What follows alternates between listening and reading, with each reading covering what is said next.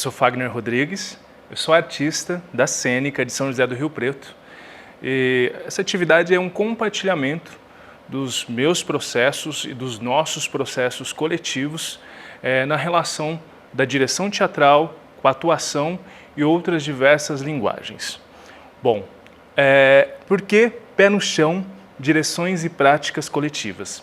Justamente porque todo o repertório de espetáculos da Cênica, ele não é um trabalho de uma só pessoa, mas de um conjunto de artistas que coletivamente desenvolveram as pesquisas e as montagens.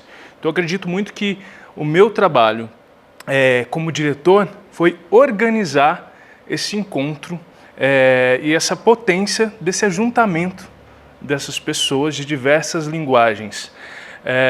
Dentro da sua trajetória, a Cênica, em 15 anos de história, montou 10 espetáculos. Eu assino a direção de 9 dessas obras e a ideia é um pouquinho dessa viagem, um panorama mesmo desse fazer, né? Que começa lá em 2007, com a fundação da companhia, eu particularmente tinha muito essa vontade de fazer teatro, de alguma forma, e como fazer era montando uma companhia. Então, recém-saído da Casa de Cultura de Norá do Vale, me veio essa ideia de juntar algumas pessoas e começar a minha relação com também a direção teatral. E veio muito também, eu acho que, de uma percepção do meu lugar enquanto artista, uma tentativa de descoberta. Até então eu me achava um ator limitado, e aí, dentro dos meus próprios estudos, eu começo a perceber esse lugar muito da observação. Era algo que eu gostava muito e que eu acreditava que a direção ela tinha um desafio assim mesmo, e que eu me sentia um pouco mais à vontade na relação. E aí, nossa primeira obra foi o espetáculo Alto da Anunciação. Ele nasce em 2008, é um alto de Natal, que nasce inicialmente voltado para ser feito em dezembro, nas ruas, praças, espaços alternativos. E qual é a minha relação criativa nessa obra? Primeiro, no meu encontro com a própria dramaturgia da Clara Roncati, e também a musicalidade presente, porque é uma história que todo mundo conhece, o nascimento do menino Jesus. Mas como ter esses desdobramentos e se relacionar com o atual mesmo, com o nosso fazer, com o mundo de hoje. Então, quando a obra ela estreia lá em 2008, ela tinha uma característica. E essa é uma característica que também depois tem um espelhamento em todas as outras obras da Cênica, que é a mudança com o tempo. Mas, inicialmente, é uma obra que é dirigida num semicírculo, né, numa semi-arena, mas que tem muito uma relação quase também do palco italiano em si, mas na rua. A gente tem um cenário de fundo que é composto por tecidos, madeiras, e como o desafio principal, acho que da direção era tentar olhar um pouco para essa relação do que estava acontecendo na rua, na praça. Então, qual o espaço possível de diálogo? Eu ainda não tinha uma noção da potência da rua, era a minha primeira experiência na rua. E aí o alto ele me traz essa descoberta de que a rua é viva. É um cachorro que late, é um bêbado que chega, é o vento que derruba o cenário, é a chuva. Então tinha esse desafio de como dialogar com esses acontecimentos no espaço urbano. E também de como olhar para uma história clássica e ver essas camadas de atuação se relacionando com o teatro popular, com uma música de MPB que já era extremamente conhecida e como ela também pode ser narrativa de aterramento mesmo dessa obra e diálogo com o hoje. E assim nasce o espetáculo Alto da Anunciação. E aí tinha um desafio, porque ir para a cena depois. Então, inicialmente eu dirigia, depois tinha essa necessidade de ir para a cena, que acho que também é um grande desafio da direção. Eu, particularmente, não gosto muito de estar em cena e dirigir ao mesmo tempo. Mas nesse trabalho aconteceu anos depois, por uma necessidade mesmo do próprio coletivo. O Alto da Anunciação ele é um espetáculo que permanece até hoje no nosso repertório. A gente apresenta sempre que possível. E eu tenho felicidade de trabalhar com artistas que estão sempre dispostos a reconstruir essa obra. E ela ainda permanece viva e pulsante e se relacionando também com esses espaços e com essas cidades onde ele se apresenta. Então, dessa primeira experiência com o Alto da Anunciação, surge a nossa relação com a música ao vivo, né? Então, a companhia nasce com atores e músicos separados. E tinha esse desafio de tentar, de alguma forma, que ambos ocupem o palco, né? Ocupem o espetáculo. Mas dessa junção me nasceu a vontade de continuar uma pesquisa. E aí vem a próxima montagem, que é um espetáculo chamado Acordes, que ele estreia em 2010. É um espetáculo que eu assino a dramaturgia junto com o Homero Ferreira. E aí também, além da direção teatral, tinha esse desafio de trabalhar com a criação do texto, da palavra em si. Então é uma obra que mescla poesia, com muita música, com um documento, porque falar sobre ditadura, então tinha um distanciamento inclusive social do local de onde eu vim, onde eu fui criado, como eu podia me apropriar de alguma forma dessa história, me relacionar com ela. E aí o Acordes a gente tem uma coisa arena, estreamos na arena, então esse desafio de um espaço alternativo, de diversas camadas, e aí surge a primeira impressão e o primeiro desafio Fagner enquanto diretor de como me apropriar de um cenário, como me relacionar com um cenário que está mais vivo dentro da obra, que ele também se modifica e com esses diversos planos também de atuação. E como eu posso me relacionar com a música como um elemento vivo também de denúncia. E também um elenco de diversas gerações. Então foi a primeira vez, por exemplo, que eu dirigi Beta Cunha, que foi um grande desafio, que era alguém que eu olhava e falava, meu Deus, como que eu tenho 20 e poucos anos posso dirigir Beta? E aí eu entendo que esse lugar é da generosidade do artista mesmo, de saber ouvir, de que a direção é um lugar de escuta, né? O apontamento ele é necessário, mas é muito necessário ouvir. E é um desafio constante até hoje, é algo que eu ainda não aprendi não, que muitas vezes vem a minha vontade, mas como me relacionar com a criação autoral do ator, da atriz, do intérprete, né? Ainda tinha essa necessidade, essa relação de divisão música e atuação, quem é músico e quem é ator e atriz. A gente ainda estava num caminho, e eu acho que era um desafio para a direção, tentar olhar para essas camadas, para como a gente pode colocar isso de uma forma mais homogênea. Então, também é um espetáculo que permanece até hoje no nosso repertório, e o Acordes me traz um momento de olhar e falar assim, Fagner, acho que você pode dirigir sim, estuda moleque, vai lá, porque você tem 20 e poucos anos e está fazendo uma obra complexa. E me desenvolve também a vontade de escrever, que é algo que até então eu não sabia que era possível. Então vamos desenvolver um pouco mais esse exercício da escrita, né? E escrever, ir para a sala de ensaio, experimentar no exercício, voltar para a tela, reescrever. Então foi um processo de 2 anos que me possibilitou essa descoberta de como eu posso criar mesmo na sala de ensaio numa tentativa coletiva. E aí depois do Acordes vem a Cor Silva. A Cor Silva foi o meu primeiro momento de exercício de olhar para a região, para a cidade em que eu moro. Então eu, Fagner, artista, descubro e percebo que o meu redor, que a minha gente, as pessoas com quem eu convivo diariamente, elas são memórias vivas ou escondidas. E elas são energia para a criação de uma obra. Então olhar para o Silva foi um presente. E descobrir que o palco ele pode ser uma tela em branco e que eu posso pintar encenando um espetáculo. Então a encenação toda do A Cor Silva, que é um texto do Homero Ferreira, ela parte dessa criação de encenação como uma grande tela. E aí eu me relaciono mais e descubro esse lugar da importância de um figurino que se relaciona também com a direção, que não está ali em cena simplesmente como um movimento alegórico.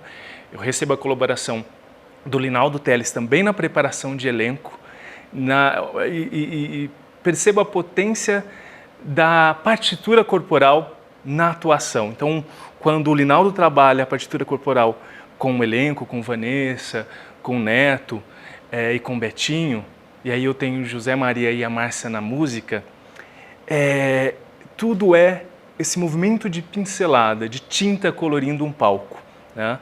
E também de organizar esse lugar da atriz e do ator que traz um movimento e que é partiturizado e que é como uma nota musical e que eu preciso simplesmente provocar e não direcionar e de alguma forma depois desse ajuntamento organizar. Assim nasce o Silva, também um espetáculo que foi um presente. Olhar para o José Antônio da Silva e ver o quanto nós artistas, se nós não contarmos a nossa própria história, quem vai contar? A gente vai ficar na geladeira. Então ainda tinha esse sentimento também do Silva não reconhecido na própria cidade e eu, Fagner, com uma jovialidade e querendo mostrar, querendo provar algo que eu era capaz de fazer. Então eu acho que esse foi o grande desafio do Silva, que é um projeto ainda que a gente pretende reconstruir, porque as pautas hoje elas são outras e diversas.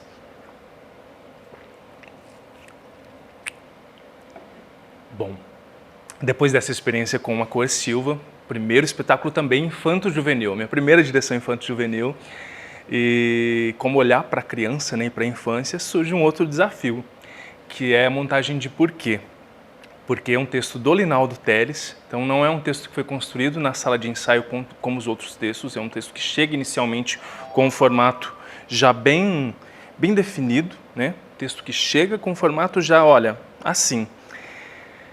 Mas que tem um outro lugar de desafio, que é dividir uma direção. Então eu divido a direção com o Linaldo Teles.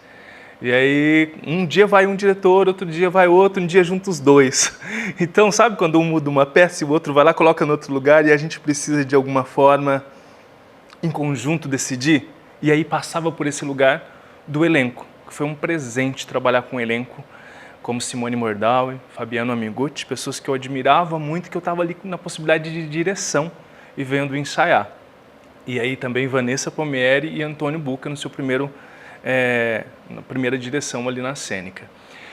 E o porquê tem uma coisa que é olhar para a criança não com uma questão de menor, mas com uma questão de... Posso falar de filosofia para a criança? Quais são esses porquês? Então é muita poesia, palavras extremamente difíceis e que eu falava, gente, será que a criança vai entender? Mas aí eu percebi que não precisava entender. A gente percebeu que precisava sentir. E aí é um espetáculo que ele já nasce com essa opção de palco e de espaços diversos, como parte de uma escola. E que a poesia, ela é muito viva. Então é um texto que é um presente por si só. E eu acho que o trabalho da direção foi justamente achar as sutilezas em cada palavra dita, em cada poesia, e também achar o tempo do silêncio. Foi um espetáculo que foi construído no quintal de casa. Era um quintal que ficava bem próximo assim de uma linha férrea. E aí o trem passava no meio do ensaio e tinham o apito e o silêncio. E eu acho que isso foi fundamental na criação desse trabalho. E talvez foi sim o primeiro espetáculo que a gente dirigiu, né, que eu acho que foi muito coletivo, que a gente foi para a rua, para diversos espaços experimentar, enquanto exercício, vamos experimentar. E aí também, volto nisso, foi um presente, e é um presente, porque é um espetáculo que é o tempo da delicadeza, e que ainda tem esse lugar de como, depois de tantos anos, manter um espetáculo vivo. E ele é vivo, ele vem sendo reconstruído no trabalho da atuação, que é uma atuação que tinha um risco muito grande da caricatura, né? São artistas que interpretam personagens com a idade maior do que as suas. E aí tinha esse cuidado de olhar para a interpretação numa camada que não passasse. Era uma linha, sabe? E é uma linha tênue. Então, foi um presente de olhar e ver o trabalho, assim, a composição de personagem de cada pessoa. E ver cada um descobrindo o seu próprio tempo da delicadeza e da poesia nessa relação com os personagens. É um trabalho que é muito difícil ser feito por outra pessoa, além daquela que construiu e que deu vida na própria sala de ensaio. Porque é uma mistura entre a própria pessoa e o personagem criado. Vamos lá, para o próximo. Falar do próprio trabalho, né, tem esse exercício de como olhar para essa memória percorrida. E eu acho que falar da minha relação da direção com a cênica é falar de acúmulo. E aí eu olho em 2014, 2 anos de pausa, vamos para uma nova montagem. Então a gente monta Sabiás do Sertão. E aí o Sabiás, ele tinha um desafio de que inicialmente eu não estava na direção. Eu estava fora, convidamos um grande mestre, que é uma inspiração para o meu fazer, que é Luiz Carlos Laranjeiras. Ele vem trabalhar com a companhia. Então nós temos esse primeiro momento de criação coletiva, de quase uma residência mesmo, onde a gente levanta material, olha para Cascatinha-Inhana, que também tinha uma relação com a nossa própria cidade. Clara Roncati cria o texto na sala de ensaio, com muito exercício com o elenco, e aí vem uma direção externa. Então também acho que tinha um desafio que não é a direção artística, mas é a direção de organização de grupo. É onde a gente começa a se instaurar enquanto um coletivo que precisava de um território e que precisava se organizar fora de cena. Mas foi um presente olhar para Laranjeiras, entender que a nossa brasilidade, a nossa cultura popular, ela é elemento de aquecimento, de preparo na criação, de preparo vocal, que uma roda de coco, ela serve para um aquecimento e para outras tantas coisas, que uma catira, um movimento de catira, ele é um elemento de encenação, que uma ciranda é um elemento festivo que pode ser usado numa cena. E aí foi um momento onde eu sentei e aprendi com um grande mestre. E aí depois o espetáculo ele passa por algumas mudanças, porque ele estreia no palco, ele é feito inicialmente para o palco italiano e depois ele vai para a rua. Então, da assistência de direção, eu peço licença para compartilhar a direção com Laranjeiras devido à distância, tentando respeitar ao máximo o processo criativo dele e do grupo. E aí vem para a rua. Então, como descobrir esse tempo do espetáculo que era no palco italiano, na rua? Foi um desafio e, ao mesmo tempo, uma provocação. E é um espetáculo que ele abriu portas para a cênica para o Brasil. A gente viajou de norte a sul, diversas cidades, e olho e falo, nossa, como o nosso fazer caipira, Cascatinha-Inhana, eles podem ser apresentados em qualquer lugar do mundo, porque é vivo. Então reafirma essa nossa relação com uma identidade de falar da terra, do nosso povo, da nossa musicalidade, do nosso costume. E assim é Sabiás do Sertão. Mais um presente na minha trajetória e que eu agradeço muito o encontro da cênica com aquele juntado de gente que mergulhou intensamente num processo teatral e que foi extremamente apaixonante e que foi determinante para a continuidade da cênica enquanto coletivo e enquanto repertório. Porque o Sabiás do Sertão ele desperta a nossa relação com as outras obras. Então a gente se organiza enquanto coletivo e um foi puxando o outro, né? Um presente para o Sabiás e agradeço mais uma vez o encontro com o mestre Laranjeiras. Bora para o próximo. Bom, aí tem essa relação de fazer espetáculos na rua e no palco. E sai do palco, vai para a rua, apresenta cada dia num lugar, às vezes você apresenta de manhã na rua, à tarde no palco, e assim vai trazendo também uma descoberta, de falar, nossa, o quanto o espetáculo ele não é ao mesmo tempo. Então eu, enquanto diretor, precisava olhar e provocar isso no elenco. Né? A minha relação com o elenco era, gente, Não é a mesma energia, é um outro desenho, é uma outra relação com o próprio público. E aí nasce o próximo trabalho, que é Virado ao Paulista, que eu vou falar aqui que ele tem 2 nascimentos. Ele nasce primeiro em 2015 e depois em 2022. Vou falar de 2015, então um convite do Sesc Birigui. Nasce um projeto de falar sobre o samba paulista. E aí a Cênica se junta, até então é o nosso, acho que o primeiro projeto efetivamente que é montado na nossa sede. A gente tem uma sede, a gente pode ensaiar lá, a gente pode andar na rua, na frente da nossa sede, fazer uma cantoria. E isso é extremamente determinante no resultado do trabalho. Porque ter um lugar onde a gente deixa um cenário, deixa um figurino, deixa um adereço, onde a gente pode chegar, se preparar para poder trabalhar, para desenvolver o ofício, foi incrível. E aí o Virado à Paulista, que é um roteiro meu e da Simone Mordawi, de uma pesquisa que se relaciona com o samba paulista propriamente, que é o ponto de partida, né? Ele abre outras várias veredas e várias fendas na companhia, que vai, depois lá em 22, a gente vai falar um pouquinho mais sobre. Porque eu, Fagner, um artista branco, falando sobre uma história que é uma apropriação, porque é uma história predominantemente, é uma história genuinamente preta. E naquele momento eu não tinha consciência alguma. Então, quando o espetáculo foi montado, meu trabalho foi provocar a sensação de deslocamento. Então era um espetáculo que a gente começava num ponto e ia andando até outro lugar. E enquanto direção eu tinha que descobrir os momentos também de circularidade, de como fazer o espetáculo andar como um grande desfile, como um grande bloco de rua, como um cordão, as diversas manifestações presentes na pesquisa do espetáculo. E o Virado à Paulista é isso, é uma festa, ele nasce como uma grande festa, mas depois ele passa por uma reconstrução, que aí eu acho que eu não posso nem mais falar que a direção é minha. Eu tenho uma provocação constante coletiva, porque daí a gente refaz o elenco, majoritariamente preto, e que traz outras muitas colaborações, que direciona o espetáculo para um novo caminho, onde eu tenho prazer em ouvir e pensar, nossa, o quanto a gente, na direção, é difícil ouvir. Que bom que eu tive o privilégio de ouvir e rever, redescobrir essa obra. Então ela reestreia em 2022 com outras características e eu acho que de forma mais plena. Realmente agora o espetáculo ele ganha avenida. Virado ao Paulista é vivo.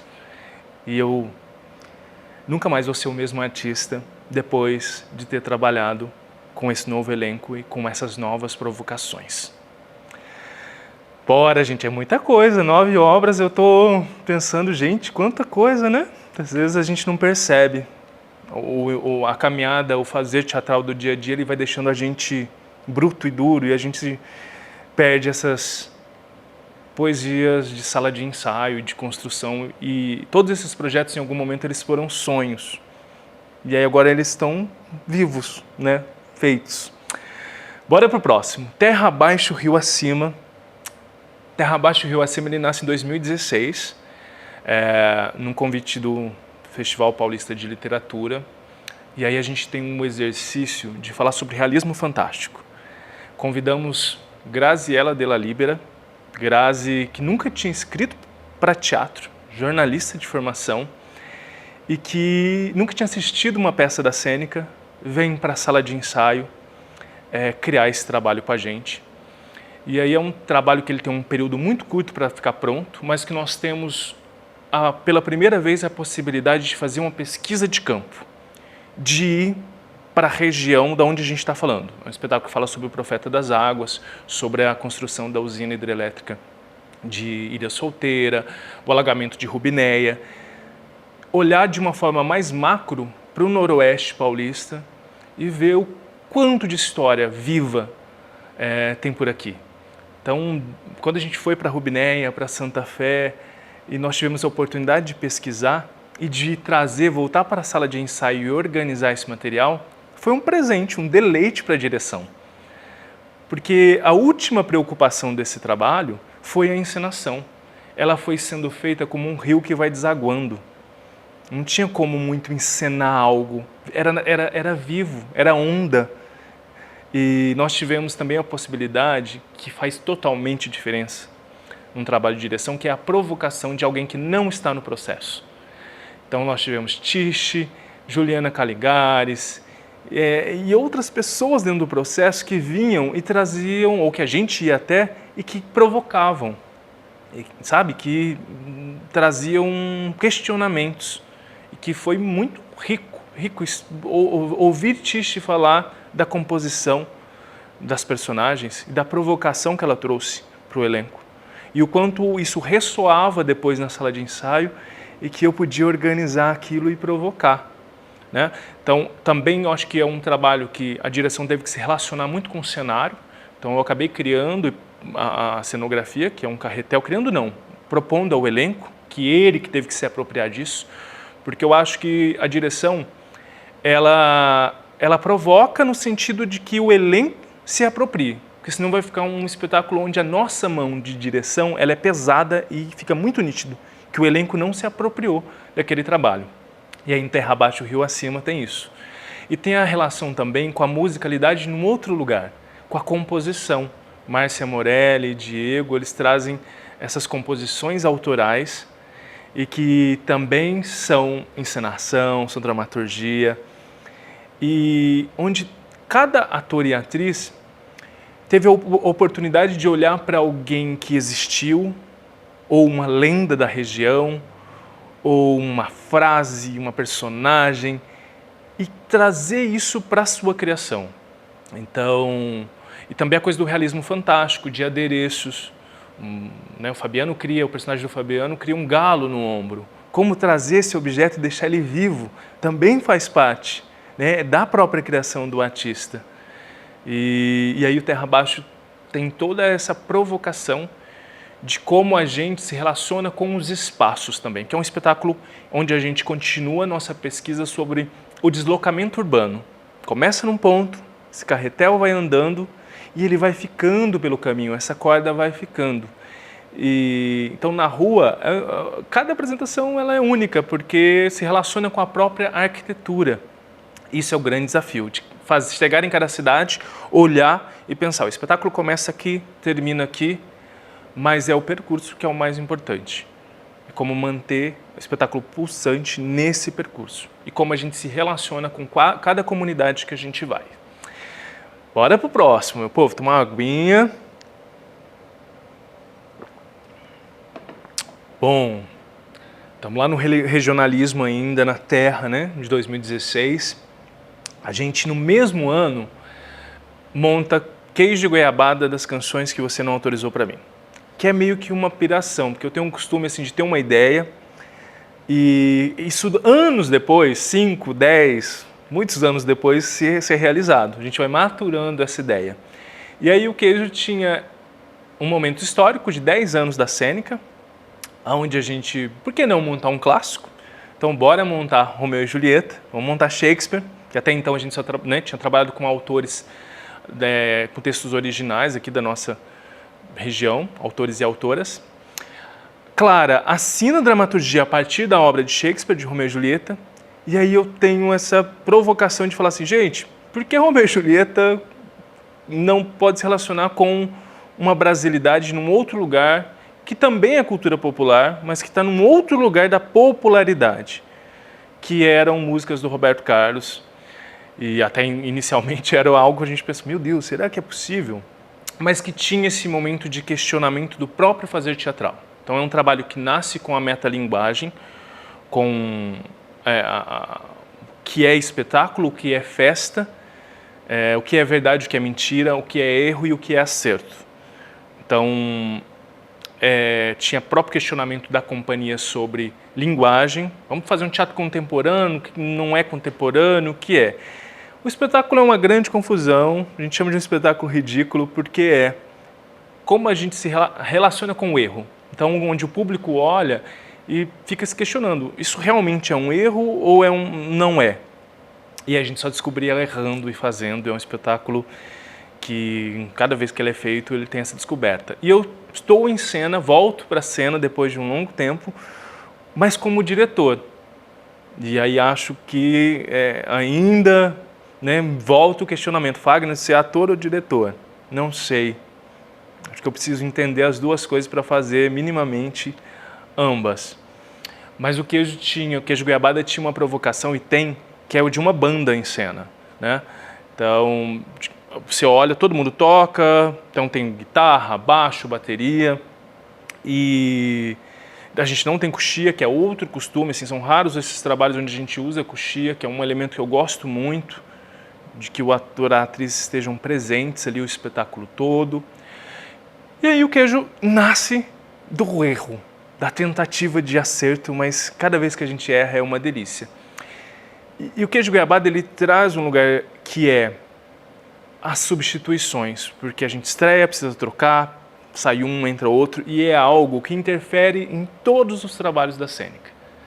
Porque anos depois entra alguém num processo, ou acabou de estrear, entra alguém que não estava na sala de ensaio durante a criação. E eu vou ter que redirigir esse trabalho. Aí eu acabo descobrindo outras coisas que no momento inicial eu não vi. Então, esse olhar atento a todo instante é um desafio, uma oportunidade de aprendizado, eu, Fagner, enquanto artista. Tentar ouvir mais uma vez e observar. E como observar de cena, estando em cena com essas pessoas e tendo que dirigir ao mesmo tempo o espetáculo. E aí o queijo é esse desafio constante, né? Sempre tentar manter vivo, errando sempre. Bora pro próximo. Aí vem outro, então comemoramos 10 anos de cênica, estreamos o queijo, abrimos vários debates. Vem um hiato aí, um tempo de 2 anos. Em 2018 a gente estreia Oi Lá Inesita. Oi Lá Inesita nasce de mais um sonho, né, de uma ideia que ficou anos guardada. Eu tive esse trabalho de organizar a dramaturgia, que é uma dramaturgia criada pelo elenco, mas que tem uma provocação do Marcelo Romagnoli, que foi extremamente necessário para a construção e que foi um presente ter o Marcelo Romagnoli no processo. Não só o Marcelo, mas também outros parceiros imprescindíveis, que eu acho que eu vou errar alguns nomes aí, mas eu não posso esquecer da Babaia, dentro da cênica, que esse é mais um trabalho. A Babaia foi determinante no meu olhar para a musicalidade dentro das criações das obras na cênica. Entender a música e como dirigir aquele momento, aquela atuação, o cantado falado, o cantado mais cantado e a força do instrumental. Voltando para o Inesita. O Inesita é o primeiro projeto onde a gente ganha um prêmio efetivo para montagem. A gente tem 3 meses para ensaiar das 8 da manhã até 10 da noite. Assim. A gente vinha para a sala de ensaio, para a sede, ensaiava. Muito exercício. Olhar para a vida da Inesita Barroso.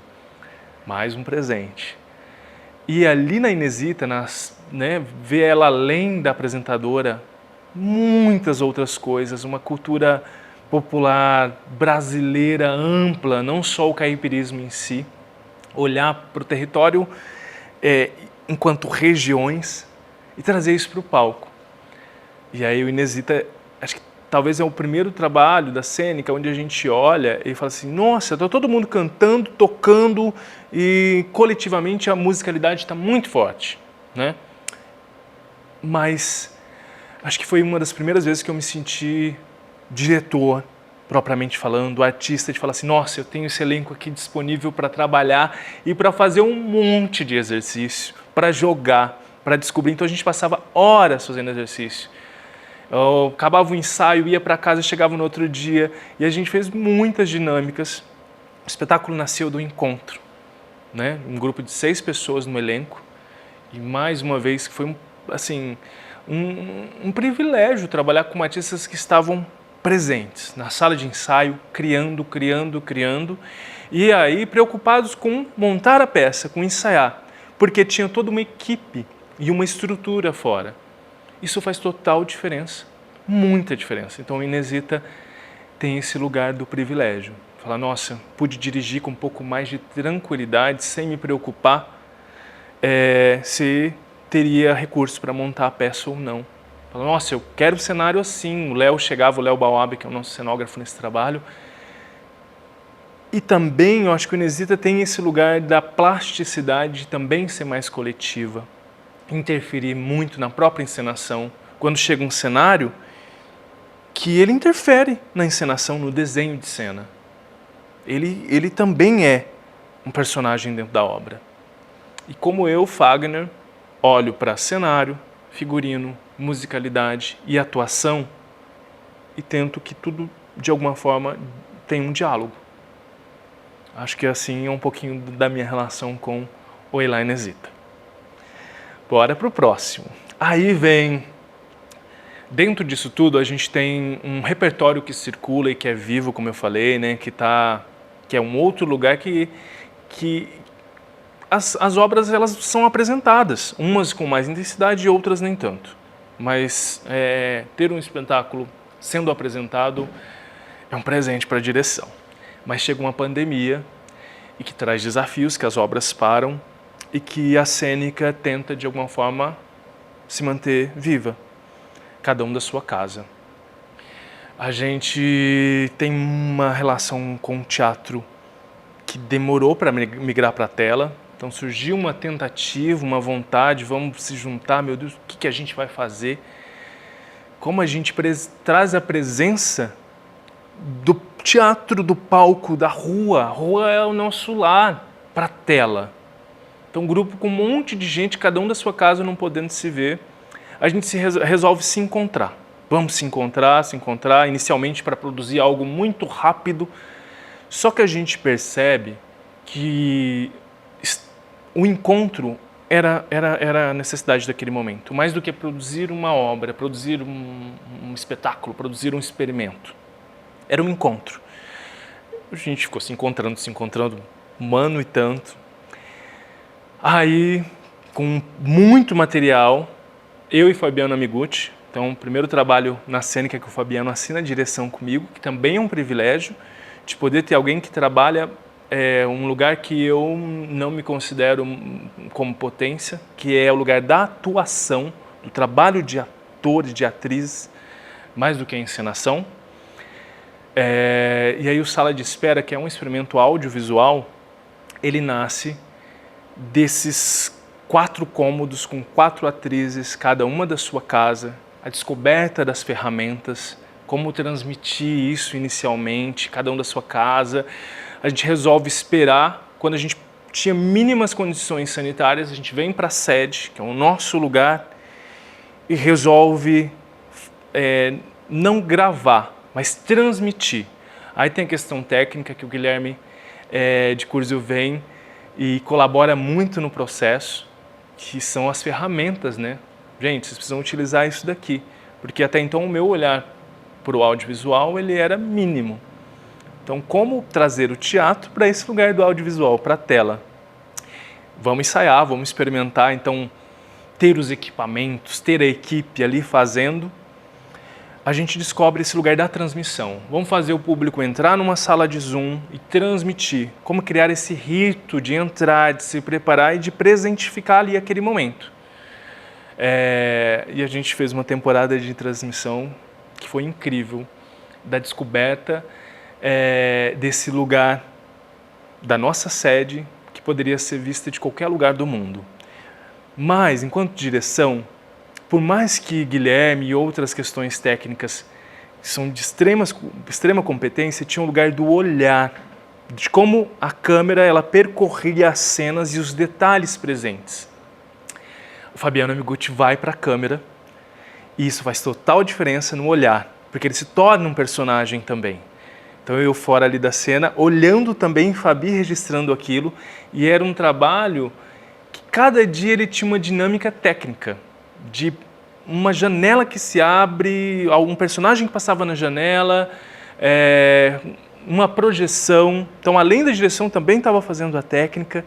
E cada atriz criou a sua dramaturgia, que foi organizada por Homero e Ana Cláudia Magalhães. Mas esse trabalho de cada atriz trazer as suas palavras no seu cômodo tornou essa experiência extremamente viva e rica, porque era algo que não era imposto, externamente, mas ali, construído individualmente. E aí eu acho que o trabalho da direção foi organizar esses fragmentos e pensar nessas transições. E também pensar como transformar isso em minimamente uma tentativa de teatro. Bom, esse foi Sala de Espera, o último trabalho que eu dirigi na Cênica. E para encerrar, falar de olhar e ver esses 9 espetáculos dirigidos, essas 9 obras, é também um exercício de pensamento, de falar, nossa, que trajetória, 15 anos de tanta coisa e de muita gente. Então, a direção teatral, minha particularmente, ela não é minha.